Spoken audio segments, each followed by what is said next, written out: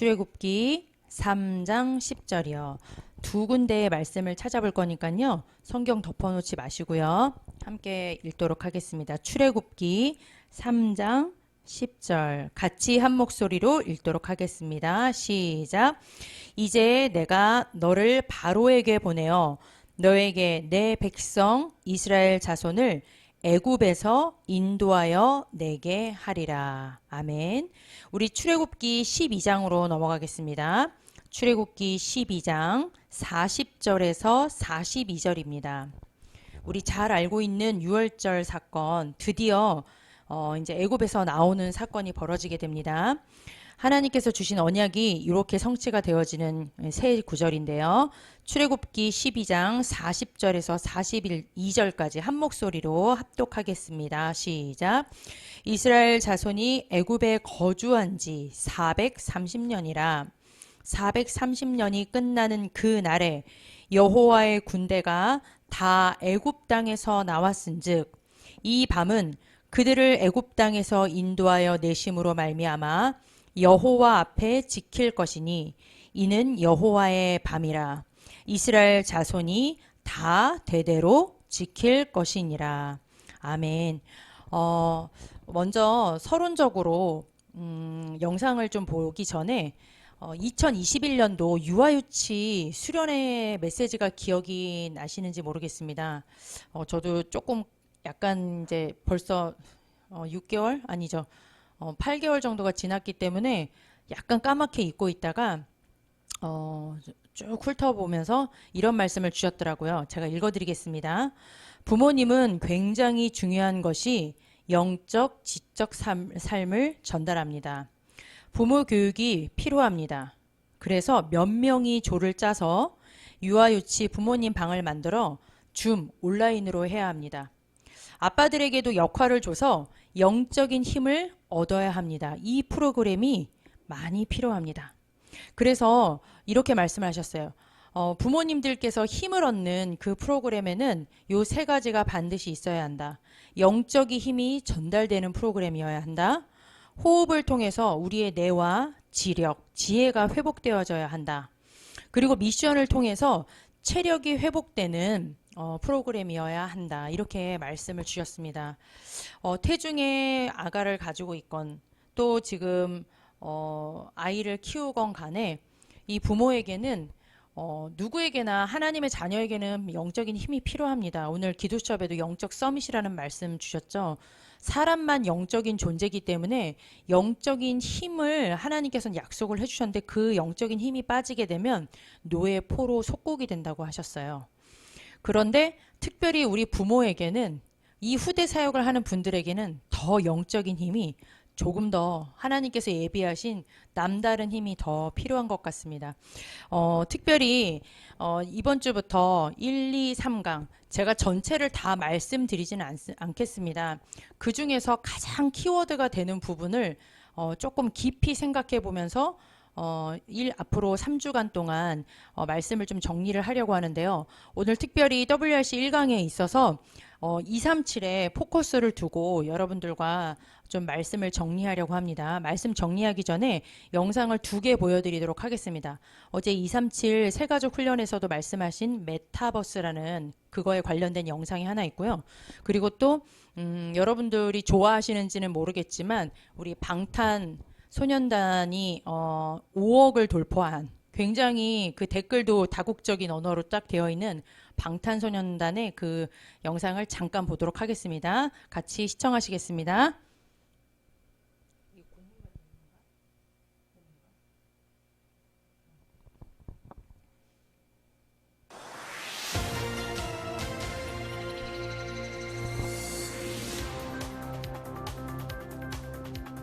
현실과는 다른 그러니까 디지털이 만든 가상 세계를 요즘 메타버스라고 부릅니다. 코로나19 이후에 사람들의 관심이 더 많아졌는데 이게 앞으로 우리 삶을 어떻게 바꿀지 또 왜 세계 곳곳에서 여기에 투자를 나서고 있는지 오늘 살펴보겠습니다. 한승구 기자가 전해드립니다.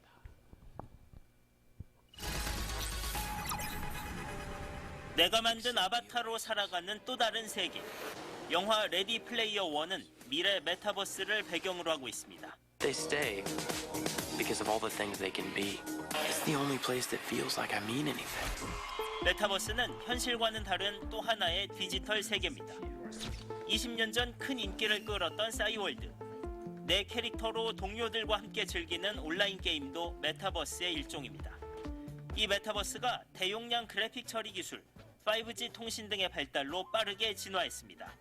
그리고 코로나19 이후 현실 세계와 더 가까워지기 시작했습니다. 텅 빈 운동장을 메운 학생들. 가상의 공간에서 실제 대학교 입학식이 열렸습니다. 학생들은 자신의 이름을 딴 아바타로 입학식에 참석했습니다. 하루빨리 코로나19가 종식돼서 캠퍼스 강의실에서 만나고 싶습니다. 가상의 사옥을 만들고 조를 짜 과제를 하는 신입사원 연수도 진행됐습니다. 미국 게임 플랫폼 로블록스는 지난달 상장하자마자 단숨에 시가총액 40조 원을 넘었습니다. 주로 아이들이 게임을 즐기는 가상 공간인데 이 메타버스의 가치를 인정받았습니다. 네이버가 만든 메타버스 앱 가입자는 전 세계 2억 명이 넘습니다. 패션 업체들이 매장을 꾸미거나 가수들이 콘서트를 열기도 합니다. 가전업체 홍보관이 들어선 곳도 있고 지난해 미국 대통령 선거 당시 유세가 이루어지기도 했습니다. 요즘 메타버스에서는 이용자들이 직접 콘텐츠를 만듭니다. 이용자들이 직접 이 안에서 새로운 게임이나 새로운 공간을 제작하기도 하고 아이템을 만들어 거래하는 등의 독립적인 경제 활동이 이루어지기도 합니다. 메타버스 이용자들 얘기를 들어봤습니다.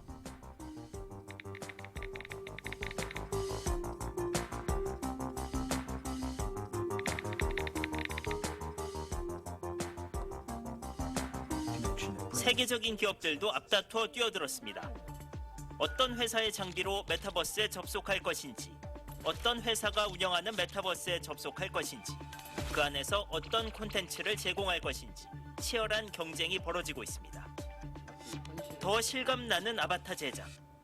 아바타 영화 같은 거 보셨으면 이제 거기에 되게 그 현실감 있는 아바타가 이제 나오는 거를 갖다가 뭐 다 경험을 해 보셨을 텐데 그런 것처럼 이제 가상 세계를 만들더라도 우리가 실감 있게 만드는 것이 굉장히 중요하거든요. 암호화폐를 이용해 가상과 현실 경제를 연결하려는 시도도 있습니다. 그 암호화폐를 유저들에게 소량을 지급하게 되고요. 해외에 있는 암호화폐 시장 아니면 국내에 있는 빗썸 같은 이제 거래소에 가면 다시 또 원화나 비트코인으로 변경할 수 있으니 2030년에는 VR, AR 시장 규모만 1,700조 원에 이르는 등 메타버스 관련 산업의 폭발적인 성장이 예상됩니다. 하지만 생각해볼 문제들도 있습니다. 가상 공간에서는 현실보다 더 폭력적이고 더 차별적인 행동을 할 가능성이 높습니다. 어려운 현실의 도피 수단으로 전락할 우려도 있습니다. 가상 세계를 누가 규율할지도 문제입니다. 이걸 초월해서 사용자들이 살아가고 있는데 도대체 어떻게 세금을 측정할 것인지 다양한 범죄들이 이미 발생하고 있는데 도대체 그 범죄는 그럼 기업, 메타버스 플랫폼 기업에 그냥 맡기면 되는 건지 아니면 정부가 개입을 할 거면 도대체 국적별로 그냥 개입을 해야 되는 건지. 코로나19와 함께 성큼 다가온 메타버스. 개인, 기업, 정부 모두 이 새로운 세상에 어떻게 대처해야 할지 고민이 필요한 때입니다. SBS 한승우입니다. 네, 안녕하십니까. 김현우입니다. 더 많은 뉴스. 네, 감사합니다.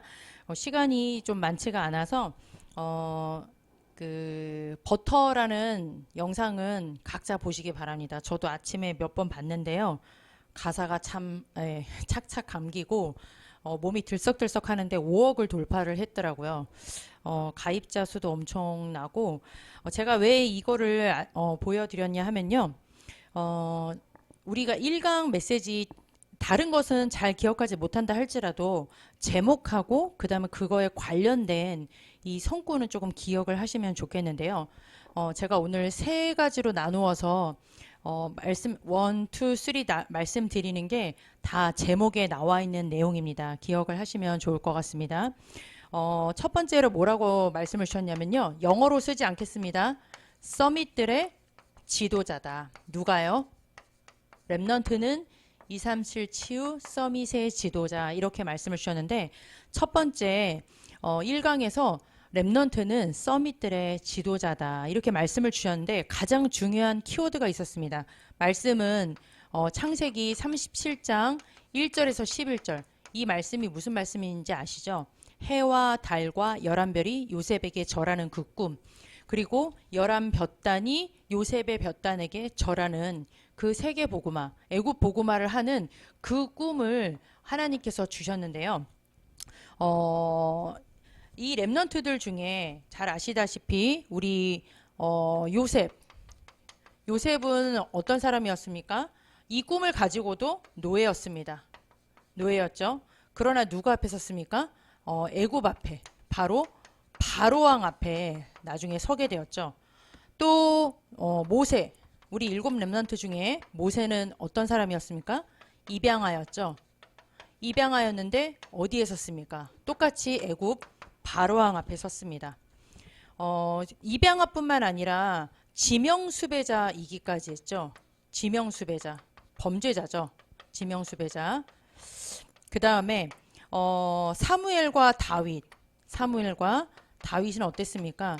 사무엘과 다윗의 특징이 있다면 사실 여기는 조금 특징이 TCK라고 한다면 사무엘과 다윗은 좀 외로운 쪽이 많았었죠. 엄마를 떠나서 언약궤 옆에서 또 어린 시절에 목동 역할을 한다라는 거는 굉장히 많은 곳을 떨어뜨려서 목동일이 집 근처에서 하는 게 아니거든요. 그래서 이 외로움 속에서 홀로 있었던 사무엘과 다윗은 누구 앞에 섰습니까? 어느 나라 앞에? 블레셋. 당시에 강대국 블레셋과 그 주변국. 그리고 또 엘리야하고 엘리사가 있습니다. 엘리야와 엘리사. 엘리사는 어땠습니까? 이때 당시에 소 12결의 소를 자기의 전 재산이죠. 자기가 하고 있었던 것들을 그 즉시 엘리야 선생님을 만났을 때 모든 것들을 버려버렸죠. 그리고 이 시대는 어떤 시대였느냐? 아하방 시대였었죠. 아주 무서운 이스라엘 왕 중에서 하나님을 안다고 하는 왕 중에서 가장 악한 왕으로 꼽혀지는 아하방 시대였습니다. 이때 어떤 강대국 왕 앞에 섰습니까? 아람 왕, 그리고 또 아수르. 한 분만 더 볼까요? 잘 아시는 우리 바울입니다. 바울은 죄수였습니다. 몸이 자유롭지 않았습니다. 나중에 또 순교를 당하기도 했는데요. 어느 나라였습니까? 어느 강대국? 당시에 최고 강대국이었던 로마. 그 왕 이름 가이사 앞에 서야 하리라. 이렇게 성경에 나와 있죠. 그 밖에도 다른 렘넌트들이 있지만 중요한 건 성경의 이 렘넌트들은 이 강대국의 서밋들의 지도자로 하나님께서 세우셨다라는 거죠. 그래서 가장 중요한 게 이 237, 이 서밋들의 지도자로 서야 될 렘넌트들이 꼭 봐야 될 게 뭐라고 했냐면 1강에서는 강조점이 237을 꼭 미리 봐야 한다고 했습니다. 저는 이 부분을 놓고 하나님 앞에 좀 질문을 하면서 기도했습니다. 하나님, 꼭 237을 봐야 합니까? 237 안 보면 안 됩니까?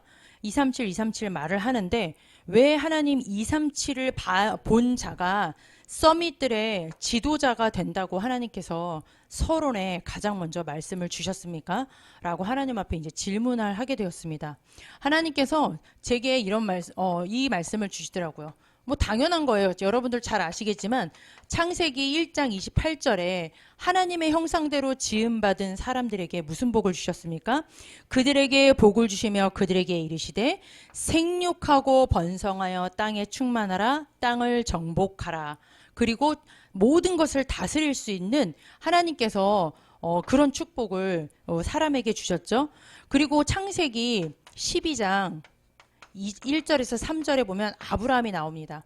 아브라함을 갈대아 우르 땅에서 뽑아내시고 너를 복의 근원으로 삼으신 다음에 무슨 축복을 주셨냐면 너로 말미암아 모든 족속이라고 했습니다.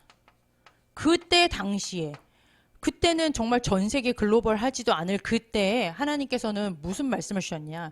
사람을 처음 만들자마자 하나님 형상 가진 자가 모든 것들을 다스리고 정복하는 축복을 이미 주셨고요.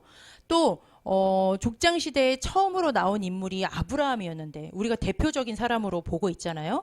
그런데 이 아브라함에게 주셨던 처음 복도 뭐냐. 너를 복의 근원 삼고 중요한 건 모든 족속이 너로 말미암아 복을 얻을 것이다. 이렇게 하나님께서 우리에게는 처음부터 237의 약속을 주셨습니다. 다시 말해서 무슨 소리냐? 237이라는 건요, 특별한 것이 아니라 하나님께서 처음부터 가지고 계시고 하나님께서 영원전부터 영원까지 이루셔야 될 하나님의 절대 계획이라는 거죠. 하나님의 절대 계획은 아무도 손볼 수가 없습니다. 하나님께서 언약하신 것이기 때문에 하나님께서 시작하시고 이루시고 하나님께서 반드시 성취하신다라는 거죠. 그러니까 우리 렘넌트들이, 우리 부모님들이 하나님께서 원하시는 237이라는 이 언약을 반드시 우리가 붙잡고 있어야 됩니다. 그런데 중요한 건 뭐냐면요, 하나님께서도 이렇게 절대적으로 붙잡고 계세요. 그런데 아까 제가 보여드렸던 것처럼 이 흑암 세력도 237을 향한 전략을 가지고 있다는 겁니다. 저는 이 부분이 좀 많이 조금 저희 부모님들도 생각해 봐야 될 부분이라고 생각을 했는데, 어떻게 237을 합니까? 강대국을 통해서, 강대국의 정사와 권세, 이 정치인들을 가지고, 힘과 권력을 가지고 이 강대국을 통하여서 약소국에 이제 정복을 하게 되죠. 근데 그냥 정복을 하지 않잖아요. 종교를 심고 문화를 심고, 그런데 하나님이 없는 문화를 심어버리죠. 지금도 사실은 미국하고 중국하고 굉장히 전 세계에서 두 개의 힘 겨루기, 패권 전쟁을 하고 있는데요. 이 강대국은 시대마다, 영원한 강대국은 없었지만 반드시 시대마다 강대국이 있었습니다. 아까 성경에 나온 이 애굽, 블레셋, 아람, 아수르, 로마 전부 다 시대를 대표하는 그 성경 시대의 강대국이었거든요. 그런데 그 강대국을 통하여서 이 흑암 세력은 이 하나님의 백성들에게 우상을 섬기게 하는 이 전략을 피고 있단 말입니다. 뿐만 아니라 지금 3단체는 또 어떻게 하고 있습니까? 명상을 통하여서, 명상뿐만 아니라 여러 가지 문화, 아까 잘 보셨지만 우리 메타버스 나왔죠. 아마 초신 2학기 때 좀 이 부분을 문화특강으로 조금 집중적으로 조명을 하게 될 것 같은데요. 이 3단체는 이 명상을 통하여서, 문화를 통하여서, 제가 아까 영상을 보여드리지는 못했지만 그 방탄소년단 같은 경우가 왜 전도자 유광수 목사님께서 명상학교를 나왔다고 얘기를 하셨잖아요. 뒤를 좀 파봤죠. 한번 말씀드리기도 했지만 그 서울, 우리나라에 있는 사이버 대학교에, 한 사이버 대학교에 아예 뇌과학, 말이 뇌과학이지, 그 학교를 만든 총장은 다널드의 회장입니다. 다널드라는 기업을 하고 있는 그런 요가, 그다음 수행, 명상을 하는 그쪽의 계통의 사람이 세운 학교예요. 그래서 그 학교를 이제 졸업을 했다라는 건데, 얼마만큼 깊이 있게 이들이 관여되어 있는지는 모르겠습니다만은, 중요한 건 이 지금 3단체를 통하여서, 이 4차 산업혁명을 통하여서, 4차 산업시대를 통하여서, 아까 메타버스가 좋은 점도 있을 거예요. 그런데 뒤에 부작용 부분들을 얘기하지 않았습니까? 여러 가지 문화를 통하여서, 이게 지금 어른들만 나온 게 아니라 초등생들도 이 메타버스라는 이 가상현실 세계, 초월하는 현실을 넘어선 이 세계에서 굉장히 많은, 요즘에 좀 빠져있다라고 그래요. 이런 문화들을 통하여서 하나님 없는 문화로 이 흑암 세력이 237을 장악을 하고 있단 말이죠. 눈에 보이지 않는 이 언택트 시대에, 예전에는 한편으로는 힘으로, 한편으로는 문화를 통하여서 보이지 않게, 지금 이 엄청난 글로벌 시대에 문화를 통하여서 흑암 세력이 237을 장악을 하고 있다는 겁니다. 이게 문제가 뭡니까? 좋은 점도 있겠지만 반드시 재앙을 몰고 온다는 거죠. 그만한 후유증을 몰고 온다는 거죠. 근데 우리 후대들이 여기서 벗어나기가 쉽지가 않습니다. 이 3단체, 이 강대국, 이 흑암 세력이 성경에 뭐라고 나와 있습니까? 요한복음 16장 11절에 보면은 세상 임금이라고 되어 있습니다. 또 고린도전서 2장 12절에 보니까 세상의 영이라고 되어 있어요. 세상을 장악하고 있단 말입니다. 에베소서 2장 2절에 보니까 공중 권세 잡은 자라고 그렇게 표현을 했습니다. 하나 더 볼까요? 에베소서 6장 12절에 보니까요, 정사와 권세와 통치자들과 권세들과 이 어둠의 세상 주관자들과 하늘에 있는 악의 영들을 상대함이라, 이렇게 기록이 되어 있습니다. 중요한 건 이 세상 임금, 이 세상의 영, 그리고 지금 이 악한 영들이 이 흑암 세력을 통하여서 여러 가지 모양으로 237을 장악을 하고 있다라는 겁니다. 하나님의 절대 계획도 237이요. 이 눈에 보이지 않는 흑암 세력도 237 다른 여러 가지 것들을 눈치를 챌 수가 없어요. 중요한 건 눈치가 안 채워져. 눈에 보이지 않으니까.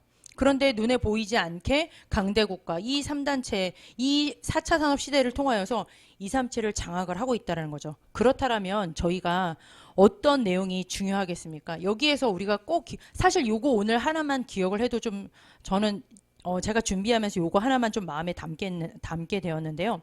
이 237을 향한 하나님의 절대 계획을 두고 지금 양쪽에 영적 전쟁이 벌어지고 있습니다. 이런 상황 속에서 우리 후대들에게 하나님의 절대 계획, 내 계획 말고요. 부모의 한 말고요. 진짜 237을 향한 하나님의 절대 계획이 나에게 딱 부딪혀 오지 않게 된다. 이것을 심어주시지 않게 된다. 부모로서 내가 이것하고 별로 관심이 없다. 그러면 반드시 무엇이 역사하겠습니까? 이 흑암 세력이 후대를 공격하게 될 겁니다. 이거는 감히 저희가 상상을 할 수가 없어요. 저희가 정말 뭐 1세기가 뒤진다라는 말도 말씀을 하시는데 감히 이거를 이 문화가 지금 언제 이렇게까지 발전을 했을까? 나는 이렇게 관심도 없었는데 원시인처럼 살았는데 제가 저거 말고도 다른 영상들을 좀 많이 찾아봤거든요. 야, 언제 저렇게 발전을 했지? 제가 컴퓨터 전공을 하기도 했는데 저는 저런 거랑 전혀 관계가 없는데 어쩌면 저렇게 후대들의 마음, 사람들의 마음을 혹할 수 있는 이 전략을 펴고 있을까? 벗어나기가 참 어려워요. 중요한 건 우리 후대들이 여기에 빠져버린다는 거죠.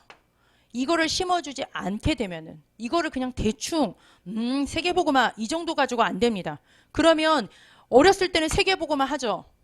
그런데 조금만 초등생만 딱 넘어가 보세요. 스마트폰만 내 손 안에 딱 쥐어줘 보세요. 순식간에 이 속으로 빨려들어 버립니다. 완전히 블랙홀처럼 아이들이 깊이 빠져버려요. 이것 때문에 이것을 볼 수가 없게 돼요.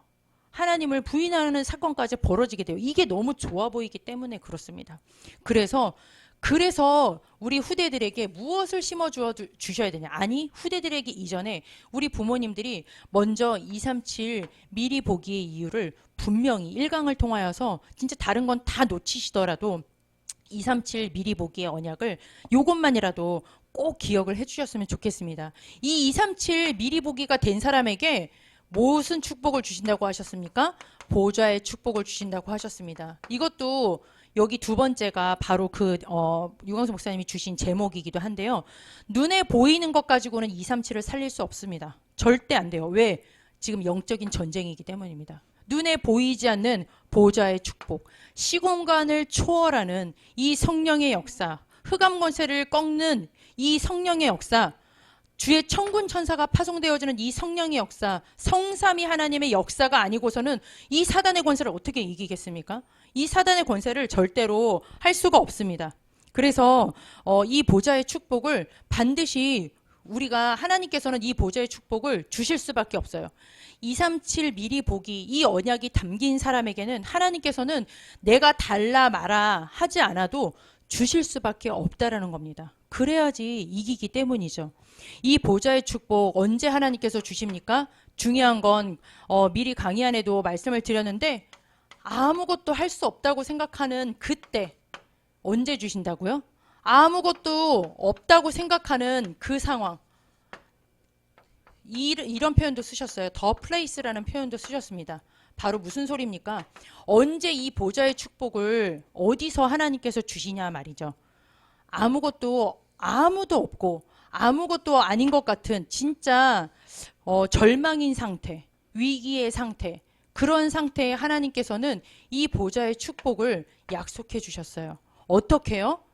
이 보좌의 축복 어떻게 약속해 주셨냐면 이런 표현을 쓰셨죠. 언택트라고 얘기를 해주셨습니다. 그러면서 영적인 컨텐츠라고 이렇게 얘기를 해주셨어요. 제가 이거는 그냥 한글로 쓸게요. 영적인 컨텐츠를 전달한다 이렇게 얘기를 해주셨는데 이렇게 말하니까 도대체 이게 무슨 말이야 라고 말씀하실 수가 있어요. 제가 성경만 간단하게 말씀드릴게요. 아까 읽었죠. 출애굽기 3장 1절에서 20절에 보면은 이때가 어떨 때입니까? 지금 호렙산을 해요. 지금 지명수배 당해서 도망가 있는 상태입니다. 아무것도 할 수 없는 상태, 왕궁을 벗어나는 그 상태, 처가살이해야 되는 그 상태, 자녀 이름까지도 괴로움이라고 표현할 만큼 그렇게 지었던 그러한 상태 때 하나님께서 무엇을 주셨습니까? 하나님께서 친히 나타나셔서 너와 함께하면서 사명을 주셨어요. 출애굽기 3장 8절에 아까 우리가 읽었던 9절에도 보면 뭐라고 읽었습니까? 하나님께서 자신의 존재를 나타내 주시면서 너와 함께할 것이고 애굽에 있는 백성들을 내가 약속의 땅 가나안 땅으로 보낼 테니까 너는 가라. 너 여태까지 준비한 이유가 바로 이것 때문이었어 하고 하나님께서 이 보좌의 축복이 임한다라는 것은 그냥 좀 뜬구름 잡는 게 아니라 이 말씀을 기억하시면 좋을 것 같아요. 아, 보좌의 축복이 임한다라는 것은 임마누엘 하나님이 나와 함께 하심이 믿어지는 것이구나. 그리고 나를 향한 그 장소를 향한 지금 나의 삶의 현장을 향한 하나님의 이유를 하나님께서 깨닫게 하시는 거구나. 그 보좌의 축복이 임하지 않으면 사실은 이게 깨달아지지 않습니다. 여기에서 빨리 벗어나고 싶죠. 여기가 너무 고통스럽죠. 그런데 그게 아니라 하나님께서는 237이라는 그 현장을 두고 나를 이곳에 보내셨구나. 애굽을 살리시키기 위해서 하나님께서 나를 이곳에 보내셨구나. 하나님께서 나와 함께 하시는구나. 이건 하나님께서 이루실 수밖에 없는 절대적인 언약이구나. 네가 못 믿겠니? 네가 여기 이 산에서 다시 그 백성들하고 경배할 거야. 그게 내가 너를 보낸 증거야 라고 말할 만큼 이것이 바로 보좌의 축복이 임한 증거라는 것이죠. 어떻게 했습니까? 모세가 뭘 대단하게 했습니까? 아닙니다. 여기에 이 말씀을 기억하시면 됩니다. 출애굽기 5장 1절에서 그리고 12장 46절까지는 뭐냐면요. 10가지 재앙이 나오는 말씀이에요. 하나님께서는 이루실 수밖에 없어요. 왜? 제가 말씀드렸죠? 이 성경에서 하나님께서 하실 수밖에 없는 이유예요. 왜? 유월절 양의 피를 통하여서 빠져나오게 할 거고 가나안 땅에 가야 돼요. 예수님이 태어나셔야 되니까. 예수 그리스도께서 오셔야 되니까 절대적인 계획인데 그거를 어떻게 했냐 말입니까? 어떻게 보좌의 축복이 임했습니까? 모세가 한 거라고는 지팡이 휘두른 것밖에 없어요. 하나님께서 하나님 바라보고 어려움이 있을 때마다 하나님 바라보고 하나님께서 지팡이 내밀어라. 지팡이 쳐라. 하나님의 말씀 대언한 거 외에는 한 게 없습니다. 바로 뭡니까? 이 언약 붙잡고 하나님 앞에 기도할 때 이 눈에 보이지 않는 하나님께서 시공간을 초월하는 이 역사를 이루셨다라는 거죠. 이 어떤 영적인 컨텐츠를 전달했습니까? 이 10가지 재앙을 통하여서 출애굽해서 빠져나오고 그리고 어디에 갔습니까? 홍해 바다를 그 건넌 사건이 그 당시 인터넷도 없던 그 시절에 어떻게 전달되었습니까? 결과를 볼까요? 이 결과는 출애굽기 15장입니다. 출애굽기 15장 14절에서 16절 나중에 한번 꼭 읽어보시기 바래요. 그러면 정말 이게 이해가 될 텐데요. 여기에 보면은 뭐라고 기록이 되어 있느냐? 홍해 바다를 건넜을 때 이미 그 주변에 있는 아직 가지도 않은 그 땅에 수많은 가나안 족속들이 떨었다라고 그랬습니다. 돌처럼 굳었다라고 그랬어요. 뭐를 듣고? 이 소문을 듣고 하나님께서 하신 그 일을 듣고 눈에 보이지 않는 이 시공간을 초월하는 역사, 이 영적인 콘텐츠가 어디에 전달됐냐고요? 2, 3절까지 전달이 되었습니다. 가나안 땅 가기도 전에 이미 전달되었다라는 게 여기에 얼마나 잘 기록이 되어 있는지 모릅니다. 길게 말씀드리지 않겠습니다. 서밋들은 무엇을 붙잡아야 된다고요? 이 영적 전쟁인 237의 언약을 붙잡으시면 됩니다. 내가 붙잡는 게 아니에요. 그냥 하나님 앞에서 내가 그 언약이 깨달아지는 이 보좌의 축복이 임하게 되면 하나님께서는 내 인생길을 통하여서 이 보좌의 축복을 모세에게만 주시는 것이 아니라 나에게 그리고 후대에게 동일하게 주신다라는 겁니다. 그래서요, 저희가 해야 될 거는 딱 하나밖에 없습니다. 간단하게 요거까지만 말씀드리겠습니다. 저희가 할 게 뭐가 있겠습니까?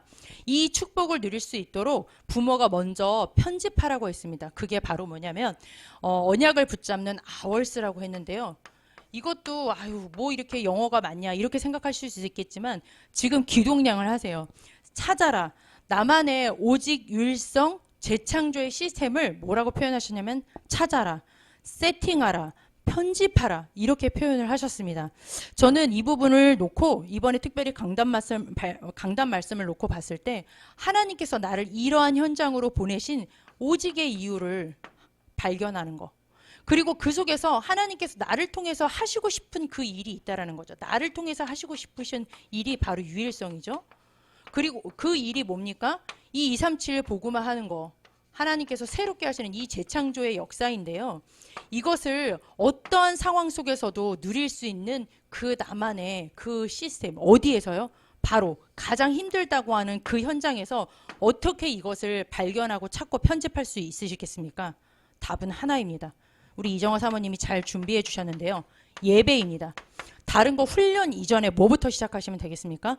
예배부터 시작하시면 되겠습니다. 이 예배가 바로 237 미리 보기, 그리고 이 보좌의 축복을 누리는 가장 중요한 아월스의 가장 중요한 시작이라는 것을 이번 강단을 통하여서 놓치지 마시기 바랍니다. 결론으로 제가 미션을 좀 드리려고 했는데요.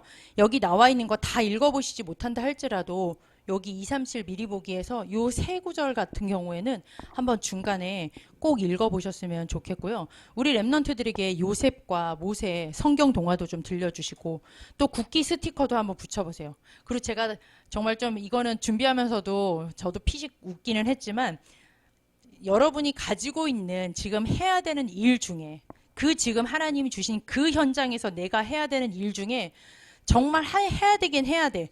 그런데 정말 별로 안 하고 싶어. 너무 힘들어서 난 정말 못하겠어 하는 그 일이 있으실 거예요. 그 오직을 이번 한 주간 동안 한번 도전해 보시기 바랍니다. 왜냐하면 그래야지 말씀 붙잡고 저희가 도전을 할 수가 있잖아요. 그래서 한 주간도 다른 거 잘 기억 못 하시더라도 237의 언약을 왜 붙잡아야 되는가. 이 흑암과의 영적 전쟁이구나. 우리가 이것을 대충 붙잡으면 우리 후대들 그리고 나조차도 이 사단이가 만들어놓은 이 237 흑암 문화 속에 쓸려갈 수밖에 없구나. 이 사실을 조금 다시 한번 깊게 붙잡으시는 한 주간이 되시기 바랍니다. 기도하겠습니다. 하나님 감사를 드립니다. 두서없이 부족한 종이 하나님 말씀을 심부름을 했습니다. 하나님 다른 것 우리가 내려놓고 하나님께서 주신 가장 축복된 시간 이 예배를 통하여서 하나님께서 나에게 주신 237의 언약, 나에게 주신 오직의 언약, 오직의 유일성의 언약이 하나님 붙잡아지고 회복되어지는 귀중한 한 주간이 될 수 있도록 역사하여 주옵소서. 하나님 저희가 정말 1세기가 뒤졌다고 할 만큼 아직 사실 문화적인 것 여러 가지 237 세상 돌아가는 부분에 대해서 무지한 부분들도 많이 있습니다. 저희 부모로서 저희에게 지혜와 명철을 주셔서 하나님 이 세상 것을 다스리고 정복하며 보좌의 축복을 누려야 될 그 이유를 발견할 수 있는 한 주간이 될 수 있도록 역사하여 주옵소서. 예수 그리스도의 이름으로 감사하며 기도드렸습니다. 아멘. 네, 우리 부모 특강으로 이정화 사모님께서 준비해 주신 그 특강을 듣도록 하겠습니다. 내 자녀를 두고 계시는데 굉장히 바쁜 중에도 우리 허승희 집사님과 함께 연합해서 좋은 작품을 만들어 주셔서 너무너무 이 자리를 빌어서 감사를 드립니다. 우리 같이 특강을 듣도록 하겠습니다. 유대인에 관련된 특강이죠. 예, 틀어주시기 바랍니다. 안식일을 맡은 이정화 교사예요. 안식일은 절기의 끝에 있는 가장 중요한 것인데요. 바로 예배입니다. 이번 주 강단 말씀처럼 예배가 바르게 갱신되면 24시 보좌와 통하는 사람이라고 하셨는데요. 하나님은 처음부터 사람을 하나님과 함께하며 하나님을 찬송하고 하나님과 교제하는 존재로 만드셨어요. 이사야 43장 21절에 이 백성은 내가 나를 위하여 지었나니 나를 찬송하게 하려 함이니라. 웨스트민스터 소요리 문답 1문 1답에 사람의 제일되는 목적은 하나님을 영화롭게 하며 그를 영원토록 즐거워하는 것이다. 우리에게는 예배가 되는 안식일에 대해서 성경을 살펴보면 절기의 끝에 있는 가장 중요한 것으로 사밧, 멈춤이라는 뜻이 있는데요. 유대인이 안식일을 지킨 것이 아니라 안식일이 유대인을 지켰다고 할 만큼 중요합니다. 그럼 유대인의 안식일에 대해 먼저 영상을 보시겠습니다. השבת מתחילה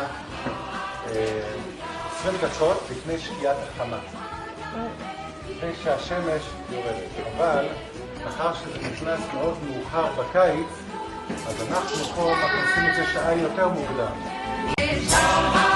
זה שעון שבת מיוחד למזגן. זה ידלק. אז עכשיו זה יישאר דלוק, זה יכבה בשעה פה, וידלק מחדש מחר בצהריים, כי אסור לנו להדליק את זה, לכן זה רק נעשה על ידי המכונה ולא על ידי אדם.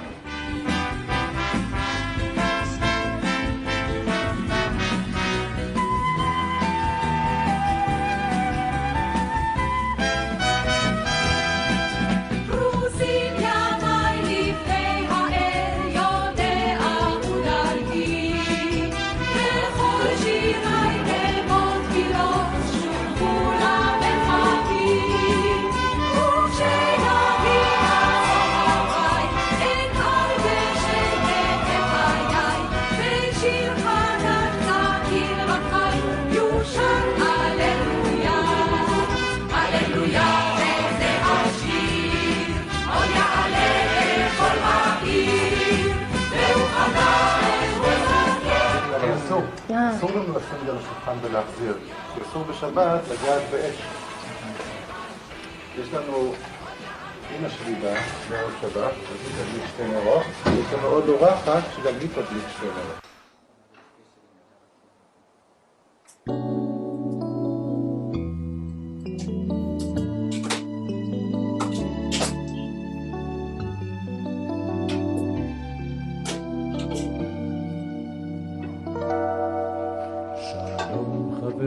שלום חברים, שלום, שלום, להתראות, להתראות, שלום, שלום, שלום חברים, שלום חברים, שלום, שלום, להתראות, להתראות, שלום, שלום. שלום חברים, שלום חברים, שלום, שלום, להתראות, להתראות, שלום, שלום.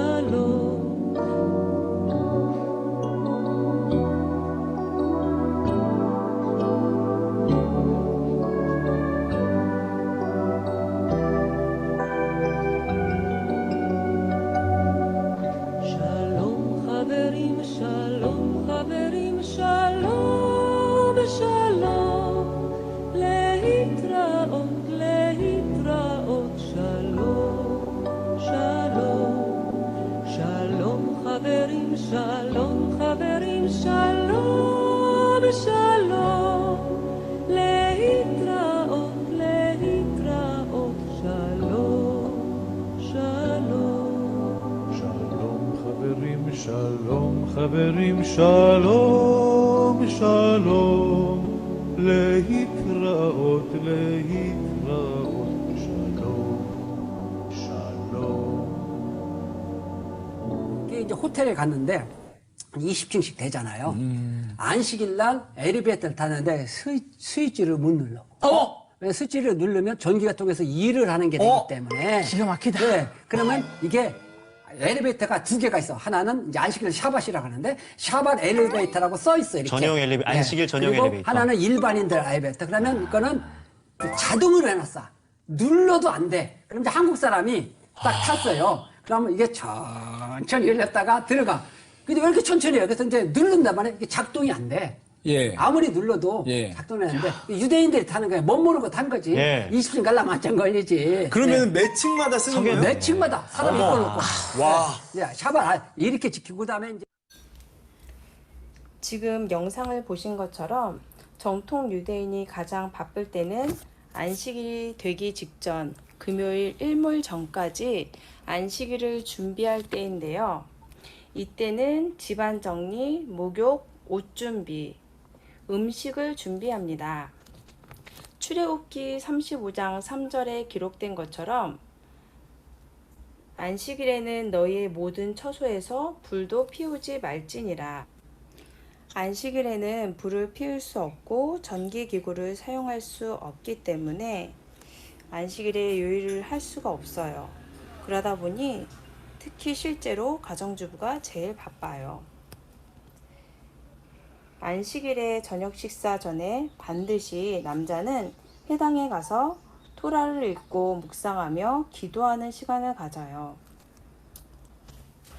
정통 유대인은 여행은 물론 자동차도 타지 않고 돈을 쓰지 않아요. 그러나 경우에 따라서는 용서가 된다고 해석한 게 개혁파 유대교인데 집에서 유대 회당에 걸어갈 수 없는 경우는 안식일에 예배를 지키는 것이 중요하기 때문에 허용을 한다고 합니다. 맨 처음 안식일의 의미에서 사박, 멈춤이라는 뜻이 있었는데요. 왜 안식일이 멈춤일까요? 출애굽기 31장 13절에 나와 너희 사이에 너희 대대의 표징이니 나는 너희를 거룩하게 하는 여호와인 줄 너희가 알게 함이라. 이 거룩의 의미는 무겁다라는 뜻인데요. 내 부모를 공경하라는 말은 내 부모를 무겁게 대하라는 말입니다. 반대로 말하면 가볍게 대하지 말라는 것이죠. 그리고 완전히 바쳐진 것이라는 뜻을 가지고 있어요. 제물, 우리로 말하면 헌금인데요. 로마서 12장 1절에 너희 몸을 하나님이 기뻐하시는 거룩한 산 제물로 드리라. 이는 너희가 드릴 영적 예배니라.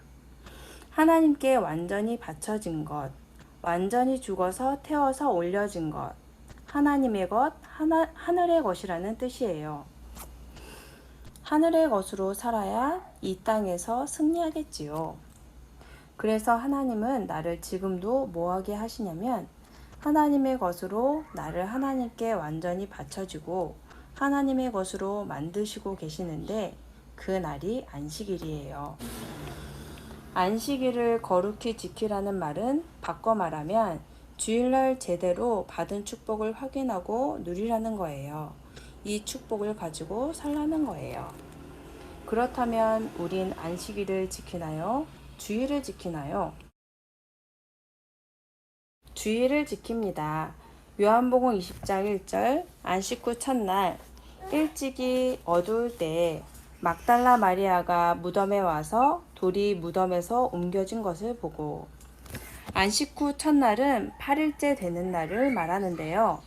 안식일은 7, 완전수를 말하고 안식 후 첫날은 8일째, 히브리 숫자에서 8은 부활을 상징해요. 그 증거가 남자아이가 태어나면 생후 며칠 만에 아이의 생식기 끝을 잘라서 할례를 하나요? 8일째 되는 날 해요. 그 말은 무슨 말이냐면 이 아이는 육신적으로는 완전히 죽은 아이다. 영으로는 완전히 하나님께 바쳐진 아이다. 그런 의미를 갖고 있는 8이에요. 시편 119편을 히브리어 알파벳으로 살펴보면 순서를 따라서 마지막 절까지 전부 8절 단위로 구성되어 있다고 합니다. 이건 우연이 아니고 철저하게 계획되어서 구약 성경 안에도 예수 그리스도의 부활을 말하고 있는 거예요. 모든 것을 다해서 그리스도의 부활을 나타내는 거예요. 유대인들에게 완성이라는 7의 안식일이 있다면 우리에게는 부활의 날 주일이 있습니다. 이 부활의 날을 매일 지속하는 것이 사도행전 5장 42절이에요. 그들이 성전에 있든지 집에 있든지 예수는 그리스도라고 가르치기와 전도하기를 그치지 아니하니라. 이 내용이 우리에게서 오고 오는 후대에게 계속 이어져 나와야겠지요. 그러면 우리와 우리 후대들이 하나님이 원하시는 영적 서밋으로 237 치유 서밋의 지도자로 먼저 하나님의 언약 잡은 예배와 기도가 정리되어서 24시 보좌와 통하는 예배자로 서기 위해 중요한 내용이 정리되어야겠죠. 구원받은 하나님의 백성이 이 땅에 살아가면서 영원한 천국에 갈 때까지 인도받는 모든 과정 속에 성령으로 함께 하시는데 세계복음화하는 전도의 흐름 속에서 예배를 드리잖아요. 사물음 속에서 예배를 통해서 하나님 주신 말씀, 그것을 붙잡고 기도 속으로 들어가는 거예요. 우린 주일부터 월, 화, 수, 목, 금, 토요일까지 매일이 주일이에요. 예배와 기도예요. 매일 사모늘. 그렇게 되면 예배를 통해 결론이 나는데 6월절, 오순절, 수장절이 138이구나. 이 받은 말씀을 가지고 집중 속으로 들어가서 걸음마다, 사건마다, 일마다 보좌의 축복을 누리고 전달하는 전도자로 세워져 있을 거예요. 유대인의 안식일을 준비하는 것을 보면서 우리의 예배 미션을 정리해 보았습니다. 바로 이번 주 강단을 통해 받은 예배의 기본인데요. 기본이라고 말씀하셨지만 이 기본이 전부인 것 같습니다. 먼저 예배 전 토요일에 헌금을 준비하고 예배를 위해 기도합니다. 찬송을 미리 찾아서 불러보고 성경 본문도 미리 찾아서 읽고 메신저 목사님을 위해 기도하면서 미리 예배 응답을 받아요. 예배 시간에는 정좌, 정시, 정청하는 자세로 말씀을 들어요. 노트에 기록하고 말씀에 집중하고 고린도후서 1장 20절 하나님의 약속은 얼마든지 예가 되니 아멘으로 하나님께 영광 돌리니라 말씀처럼 아멘으로 화답하며 하나님께 영광 돌리고 메신저 목사님께도 힘을 실어드리는 거예요. 예배 후에는 말씀을 정리하고 말씀 잡고 기도하고 포럼하며 하나님께서 반드시 이루실 약속을 마음에 담고 응답을 받아요. 앞에서 말씀드렸듯이 유대인이 안식일을 지킨 것이 아니라 안식일이 유대인을 지켰다고 할 만큼 안식일이 중요하다고 말씀드린 것처럼 우리에겐 세계복음화의 연장선에서 완성된 세계복음화를 재현할 예배가 있습니다.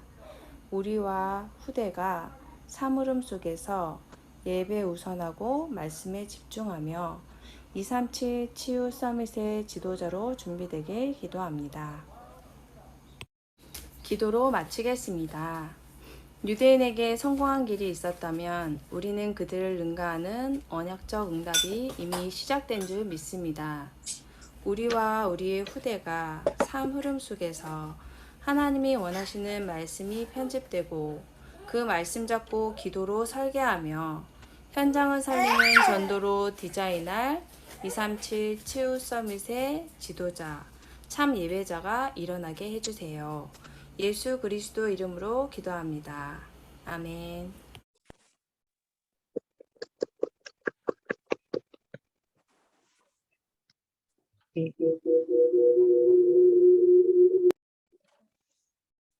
네, 바로 진행할게요. 네. 감사합니다. 네, 박수. 너무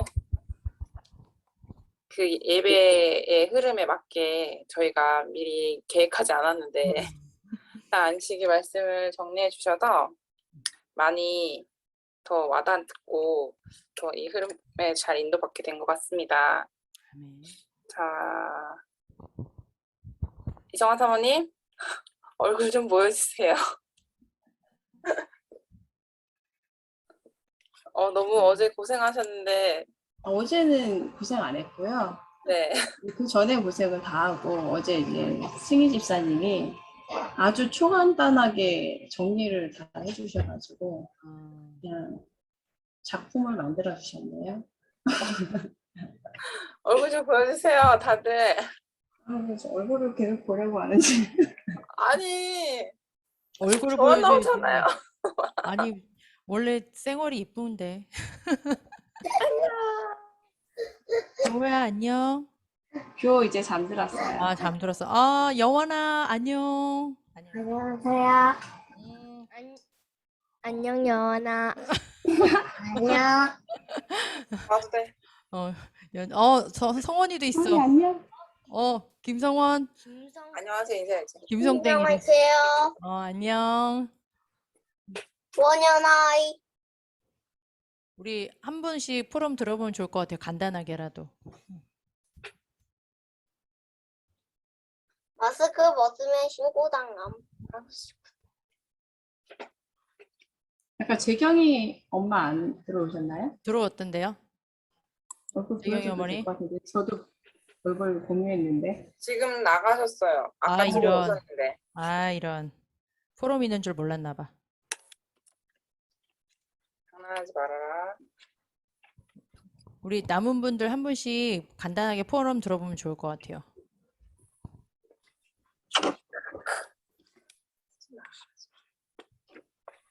네, 많이. 선생님? 우리 박신혜 선생님이 먼저 해주세요.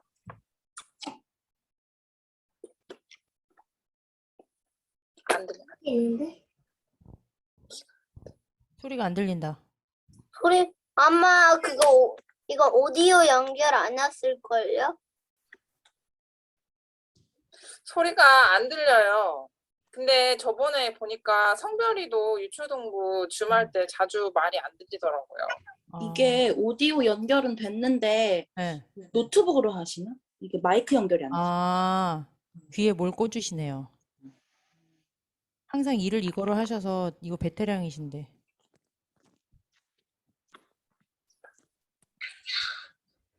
여보세요? 혹시 이제 들리세요? 네, 들려요. 아, 그래요? 네, 아, 잘 이걸 들립니다. 꽂아야 되나 봐요. 마이크가. 저는 그냥 오늘 말씀 두 가지, 그러니까 많이 은혜를 받았는데요.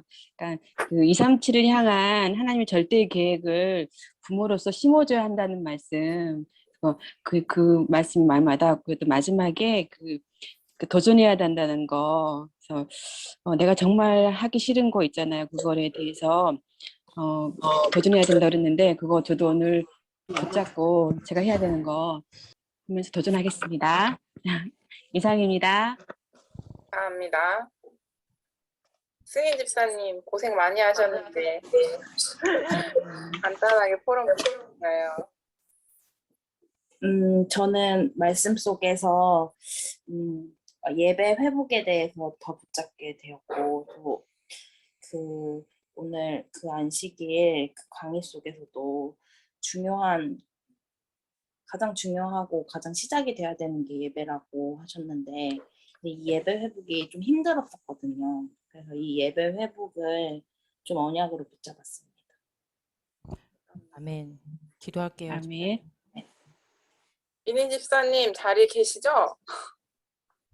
목소리라도.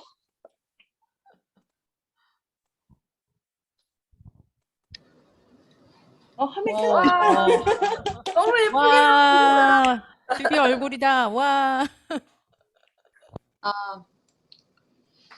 그 특강을 보면서 유대인들이 안식일을 저렇게까지 챙기는구나.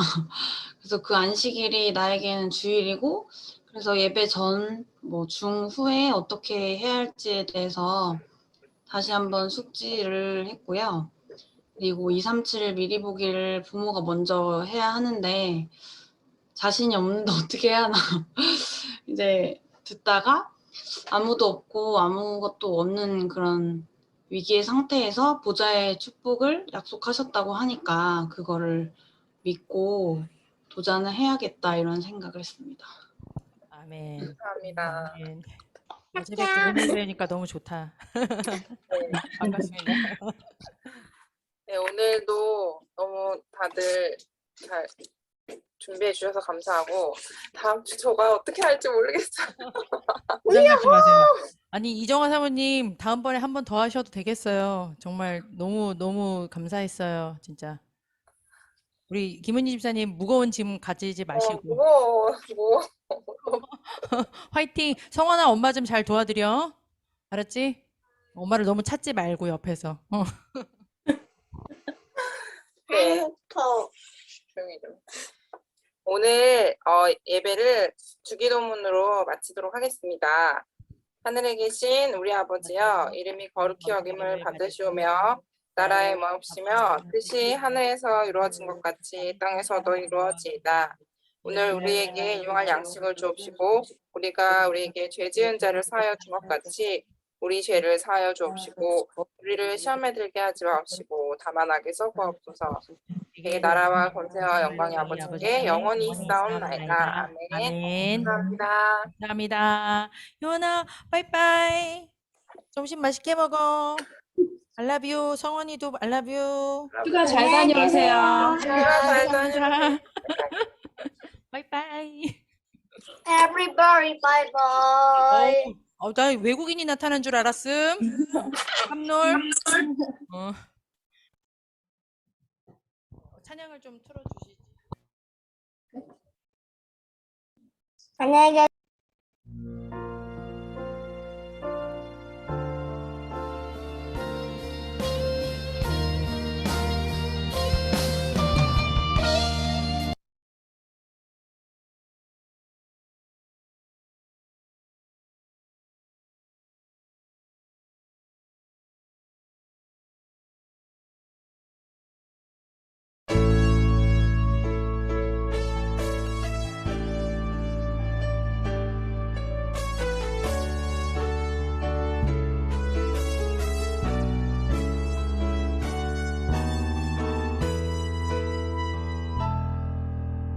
힘들지 마. 사람들은 보는 것만 들리게 말해. 흔들리지 마. 사람들은 느끼는 것 맘대로 말해. 낙심하지 마.